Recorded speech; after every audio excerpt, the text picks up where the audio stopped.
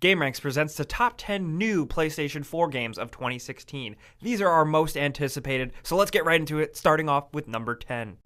Tom Clancy's The Division is on our list, and we really hope it's finally coming out this year. This game has been pushed and pushed long enough, because frankly, it looks really cool. It's also incredibly ambitious. Is it really gonna live up to the hype? Also, are the graphics really that good? We don't really know for sure, but early responses from betas seemed okay. But ultimately, the game out in the wild to the public will really have a lot to prove. But we're looking forward to seeing if it lives up to all that hype, ambition, and just general awesomeness. I really hope it does, because the idea of running around as a cool soldier man in an MMO RPG New York City that looks incredibly like real New York City, I'm pretty on board for that. I just really hope it's good. And at number 9, we have Street Fighter V. This time around, this Street Fighter game is being released exclusively for PlayStation 4 and PC. The coolest thing here is that not only is this Street Fighter bringing new characters, even better graphics and costumes and stuff like that, this time around online is going to be fleshed out even more, and there's going to be cross-platform play. This is a really good idea because the Street Fighter community is just so immense, with a lot of really hardcore players, which I admit I am not one of them, but we're really hoping Street Fighter V lives up to the expectations of fans. And at number 8, we have Deus Ex: Mankind Divided. Once again, we get to play as the so awesome, super cool Adam Jensen, this time around in a new situation, new environment, and he's got a different job. You're thrust into the middle of what seems to be a brewing civil war between regular humans and people who use robotic augments. It seems like really cool and has a really great idea behind it. And Square Enix this time around is expanding the gameplay to really reward players who play differently this time around. This time around, they promise that you won't be shoehorned into a boss battle where you have to use brute force, even though maybe you're a stealth character. This time around, the game is completely tailored to how you play. I'm really excited because I got to see this game at E3, and the amount of new augments and different gameplay possibilities are almost dizzying. There's a ton of options, and it looks like it's so much fun to play because Human Revolution was awesome. So I'm really looking forward to seeing if Mankind Divided tops. And at number 7, we have Final Fantasy 15, also known as Holy Shit, this game is coming out, also known as Final Fantasy Versus 13. You probably know the history by now. This game was announced in 2007, and it's finally coming out, rebranded as Final Fantasy 15, with a cool open world adventure with a bunch of bros going on a road trip fighting monsters. I don't even know. The game looks gorgeous. It looks like a ton of fun. It's a bit different for Final Fantasy to really stray away from traditional JRPG combat style and go for a more action-oriented approach, but I'm looking forward to seeing if they pull it off. And at number 6, we have Dishonored 2. Dishonored was a really big surprise, so we're hoping Dishonored 2 can really capitalize on what made the first game so unique. I was already talking about it with Deus Ex, but just that whole open world player design where you can do any approach and different playstyle you want. This time around, we get a new female character, a ton of weird, crazy new abilities that we can't really even explain, a pretty frankly gorgeous looking new environment judging from the screenshots and concept arts, but we don't really have a lot of information from the time of this video. We're really hoping this one doesn't slip into 2017. We don't think it will, but you never know. And speaking of slipping away, at number 5, we have Mass Effect Andromeda. It seems like 2016 is the year where we're finally going to get some real information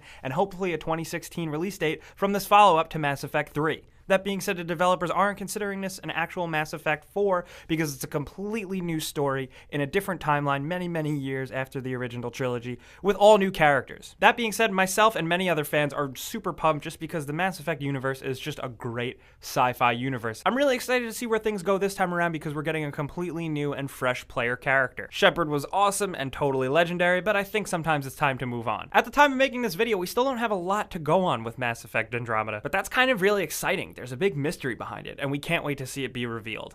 And at number 4, we have Doom. Finally, Doom makes a return, and I am so goddamn excited. We haven't seen Doom for a long time since Doom 3, and this new Doom game is coming back being rebranded simply as Doom. It's really embracing the fast-paced, ridiculous, no cover system, no regenerating health, basic golden age of PC first-person shooters, the ones that started it all. This game looks absolutely insane. If you guys have seen any gameplay of this, you've seen the finishers, you've seen the enemy designs, you've seen the player go into hell.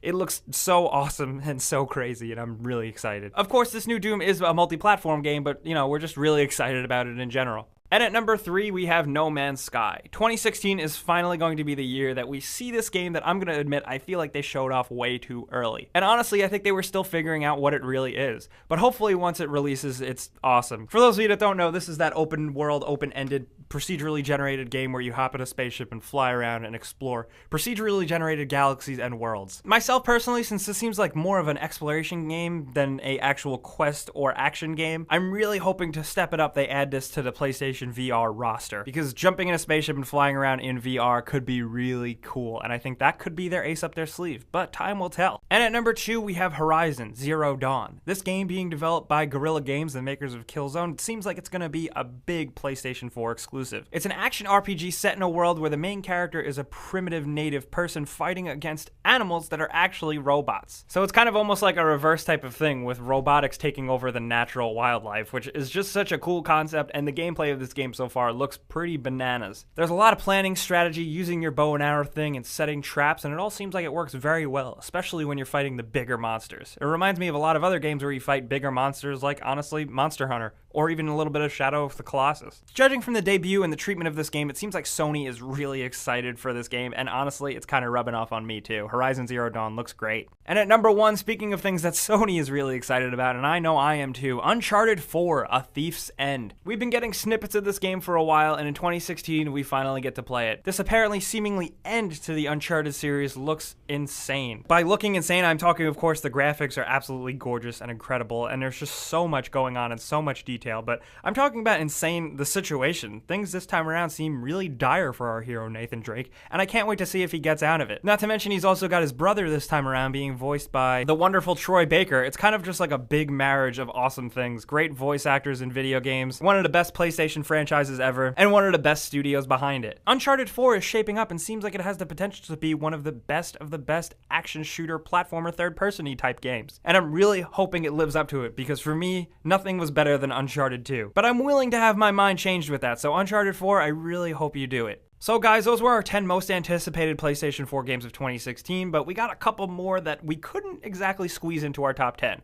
First, we have Ratchet & Clank, the remake of the original game, which is, I think, arguably the best game, so I can't wait to play it. We also have The Witness from Jonathan Blow, the creator of Braid, this huge puzzle game that's coming out soon. We also have Yakuza 6, the beloved Japanese franchise, finally making its big AAA debut stateside. We also finally have the new Hitman releasing, which looks like a return to form for the series. And The Last Guardian is hopefully releasing this year. Finally, after everything, we're finally getting this game. But like I said, guys, those are our top 10 most anticipated PS4 games, the new games coming in 2016. But we want to know, what games are you most pumped about playing on your PS4? Let us know in the comments below. We're always down to talk about games. List off your personal favorites. But as always, guys, you know the deal. It really helps us out if you like this video. We appreciate it so much. And subscribing if you're new is a good idea, because we put out videos every single day. But as always, thanks for watching, and we'll see you guys next time.